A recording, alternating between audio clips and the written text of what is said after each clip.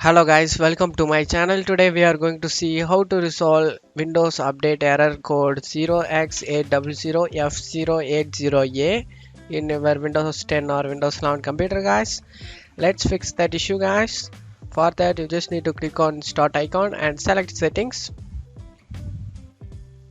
In settings you just need to scroll down and select the troubleshoot and select other troubleshooters and select the Windows Update troubleshoot to run. So this will automatically fix your problem guys. After finishing this, close out of here.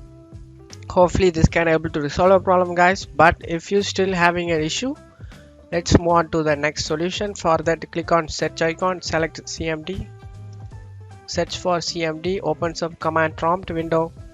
You just need to click run as administrator. For that, right click on it and you just want to select run as administrator and select as. Now check my video description for this command guys, copy and paste it in. Copy it, tap the bar, right click, eject and paste it in, press enter. So this is file checking utility scan guys. Being system scan, this process will take some time. Being verification phase of system scan, this verification 1% need to get 100% guys. Wait for it. We just need to add the next command. After finishing this first command 100% verification complete guys, you just need to copy the second command, copy it and tap the bar, right click, eject and paste it in, press enter.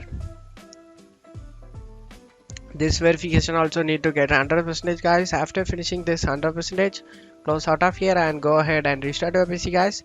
After restarting your PC, you should good to go guys. Your problem will be resolved. That's it for today's video guys. Give me a like and subscribe. Thank you.